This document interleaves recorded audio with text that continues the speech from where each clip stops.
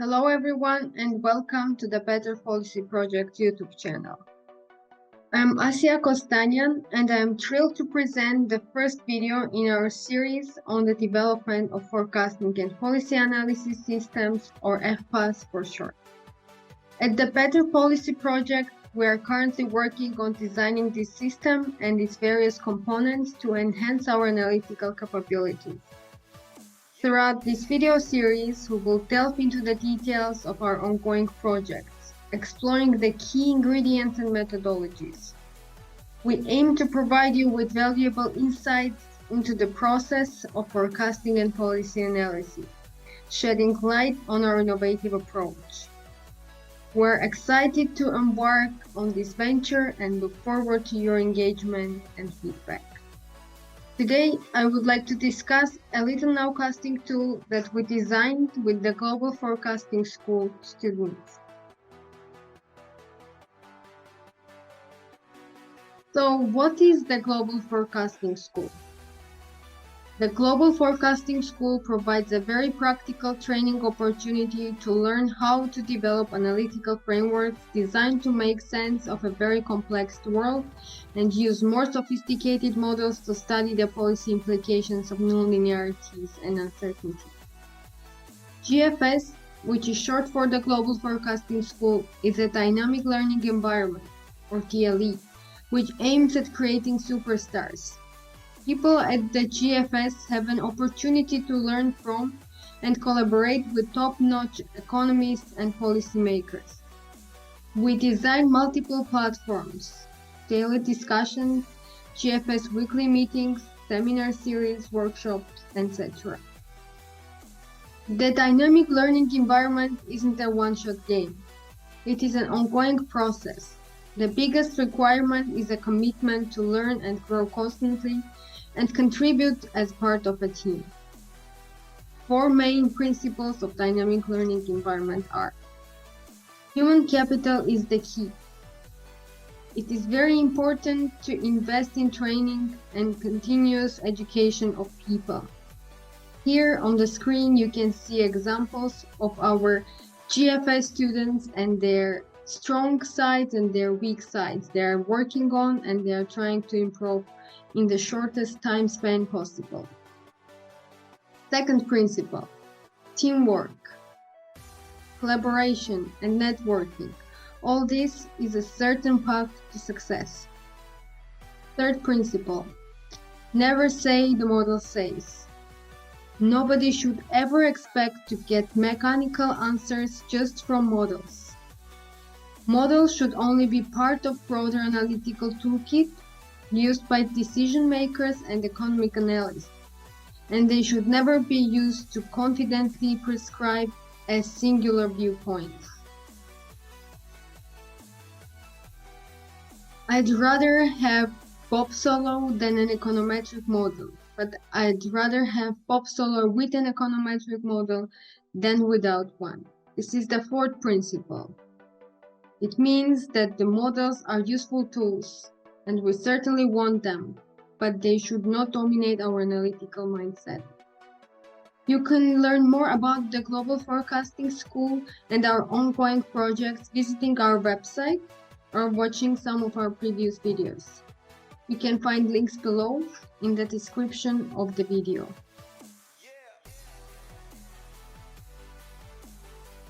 Heat economics. Recently, we established a new set of principles called HEAT at the GFS, where each letter represents a principle for doing research and analysis. H stands for an historical narrative approach, where we look beyond the numbers and incorporation of historical perspective into our case A, case B scenarios, and risk assessment analysis. E stands for economics, where we strive for a comprehensive understanding of the macroeconomic and ensure consistency in our nowcasting forecasts. A stands for accountability and transparency, emphasizing transparency not just in technical aspects, but also in individual accountability and narrative storytelling. This allows us to be open and transparent about any roadblocks in our research, and receive timely feedback to push the project forward. Finally, T stands for technical or technology, reflecting our commitment to creating infrastructure and tools to assist analysis to maintain consistency from a bottom-up perspective and complement the top-down approach. Employing the mix of these principles in all of our research projects and analyses guarantee what we're doing will be both efficient and useful at the end of the day. Since we created the Better Policy Project, we have invested considerable time and resources into designing state-of-the-art nowcasting and forecasting systems. We are strong advocates of open-source software, including Python, R, and most recently, Julia. This approach fosters transparency and accountability to cutting-edge models without expensive licenses. This is, in our opinion, another step towards improving general financial literacy. Now, everyone can have access to our macroeconomic models and will be able to replicate them. In a broader sense, regarding transparency and accountability of policymaking institutions, we have already done substantial research together with our colleagues from Reserve Bank of New Zealand, Cameron Hayward, Central Bank of Chile, Jorge Fornero, and Central Bank of Colombia, José Romero. We also have been collaborating with Michel Juliat and his team on the development of Julia. It is a completely open-source software that allows us to solve sophisticated medium-scale and large-scale macroeconomic models. We would like to extend our gratitude to Michel for his dedicated work in development of this project. In parallel to above-mentioned software, we continue using Excel spreadsheets. However, we realize that Excel spreadsheets have many drawbacks. The primary issue is that it's easy to make an error in an Excel spreadsheet, and it's often challenging to track down and resolve these errors. But since many professionals still use Excel, we established a set of rules to streamline the process and reduce the likelihood of error. For example, we standardized the data's format and column layout to minimize the need for scrolling. We also color-coded the column titles to help group variables and make the process more efficient.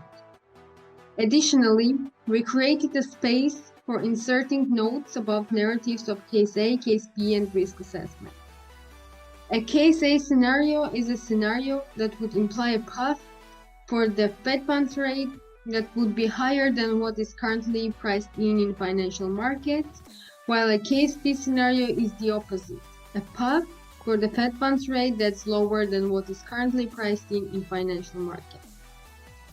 We are planning to publish all GFS student forecasts on the Better Policy Project website so that everyone who is interested can have access to it.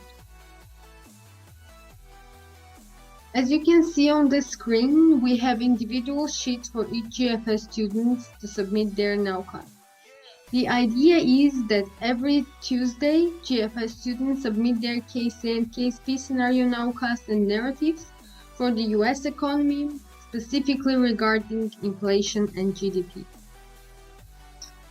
The example on the screen focuses on inflation, with different measures of inflation for the US economy.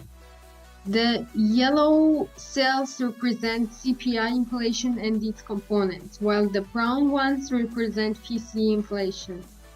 We also decompose CPI inflation into sticky and flexible price components for our nowcasting process. We use a combination of bottom-up and top-down approaches when analyzing the economic variables, with the two approaches working simultaneously in our design process.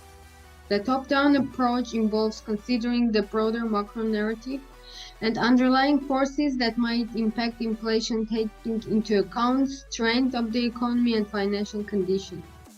The bottom-up approach looks at dynamics of disaggregated components of variables to explain their behavior over time and effects on main macro variables. We closely watch the components of inflation, such as food and energy, housing, used cars, service prices, and so on. One of our favorite sources that we monitor regularly and that assists us in our organization is the Cleveland Fed's inflation nowcast. I personally believe that there is a higher probability of case A occurring based on the belief that the US consumer has resources to maintain strong consumption in the foreseeable future and therefore complicate and prolong the disinflation process. Since the start of the COVID pandemic, households' balance sheets have increased by $42 trillion, which is 2 times what the US GDP was in 2019. This is one of the main forces driving demand in the US, along with the strong labor market that has seen wages of those at the lower income levels taking a larger share as demand for this labor increased relative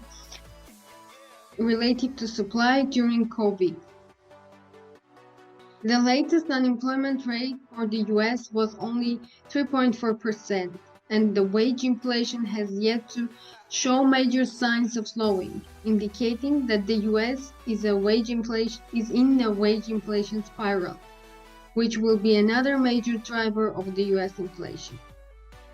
If we consider inflation in this context, it is likely to remain elevated for the rest of the year, especially sticky price inflation, which will be difficult to deal with.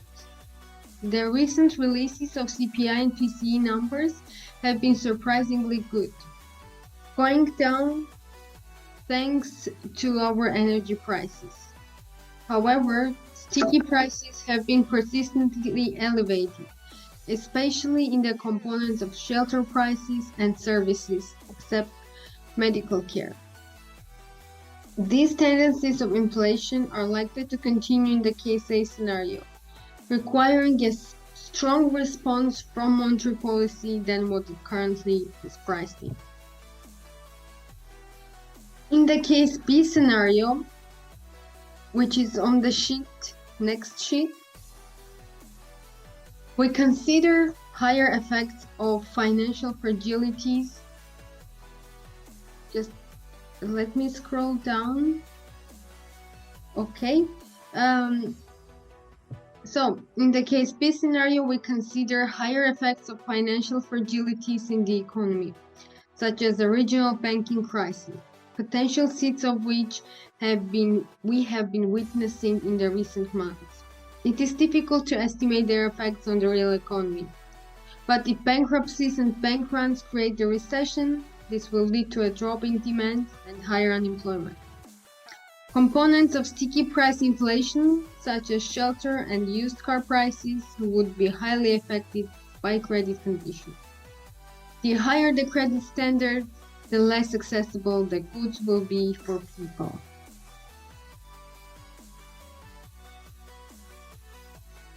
Last year, we had a seminar at the Better Policy Project featuring Pat Higgins, a creator of GDP Now at the Atlanta Fed. GDP Now is an excellent tool for monitoring GDP, regularly updated 6 or 7 times a month to incorporate new data releases. To emulate the structure of GDP Now, we decided to develop a nowcasting spreadsheet for GFS students. Although we have a substantial number of series, we managed to fit them by adjusting the page size. Additionally, we color-coded the spreadsheet to facilitate understanding the disaggregation of GDP into its components: consumption, investment, exports and imports, and government. When constructing our cases, it's crucial to comprehend this disaggregation of GDP and its components. Once again, we utilize 2 approaches, bottom-up and top-down. With the top-down perspective, we develop a narrative for the economy as a whole, considering each component in that context.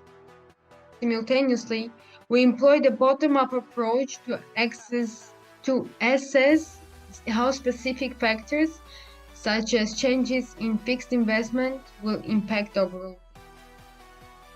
We start our analysis with goods and services for personal consumption, formulating our narrative and inputting the corresponding numbers.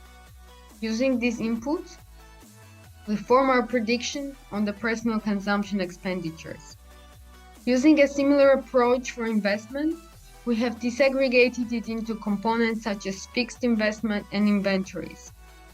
Within fixed investment, we further break it down into components like structures, equipment, intellectual property, and residential investment.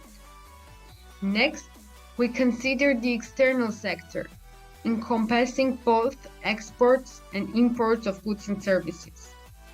Finally, we have the government component, which is divided into federal and state and local sectors. Moving on to our narratives, Case A and Case B scenarios. Case A, which you can see now on your screens, is the scenario where the Fed funds rate is higher than what the market anticipates, while Case B assumes a lower path of the Fed funds rate than what the market expects. It is difficult to know whether the Fed has done enough up until now to start affecting consumption in a material way. In our Case A scenario, we anticipate that effects of federal funds past 500 basis points hikes of Fed funds rate is not enough, complicated by the fact that underlying price and wage inflation remain elevated, and the tight labor market contribute to strong consumption persisting in the near term, and we expect additional policy hikes during Q2 and Q3 of the current year. The higher rates and tighter credit conditions over prolonged time are likely to start having notable impact on aggregate demand, resulting in only minimal or no growth in consumption. Additionally, higher interest rates have already passed through into fixed residential investment that could potentially be bottoming. We also expect these policy hikes to affect purchasing power of consumers and thus imports, particularly goods, leading to a decline in food imports. As a result, if Case A materializes, we can expect a small positive growth to continue in the coming quarters. In any case, the economy will remain resilient by inertia, given the built-up effects of expansionary macro policies, households' strong balance sheets, and strong labor market.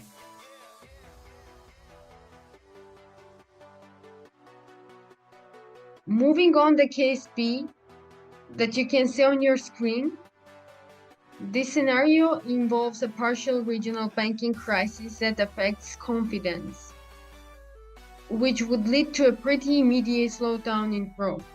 In this scenario, the recession would significantly impact all the components of GDP, particularly the components of consumption, especially services, arising from vulnerabilities of banking and financial sectors. Investment would also be weak during Q3 in a recessionary environment. Additionally, the demand for imported goods would be severely affected by the economic downturn and financial crisis. Overall, Case B indicates negative growth in Q3, and we anticipate the economic downturn to continue into Q4. However, the recession in Case B is expected to be relatively milder compared to the other severe recessions, like the global financial crisis.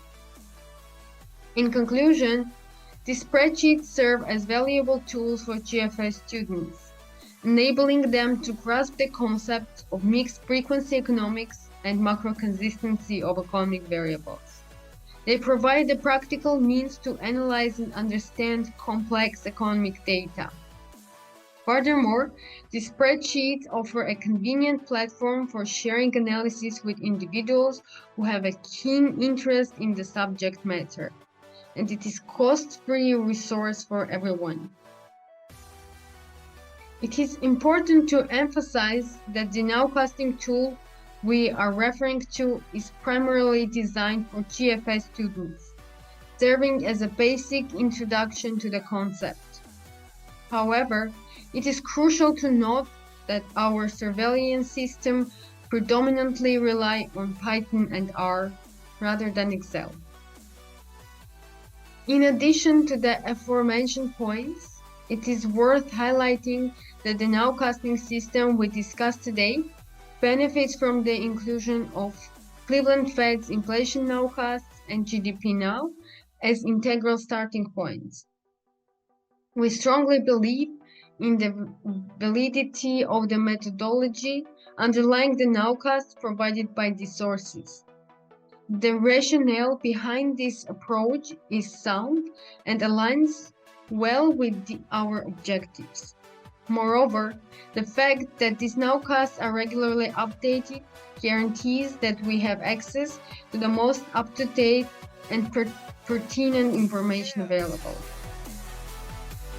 Thank you for watching this video and see you again soon.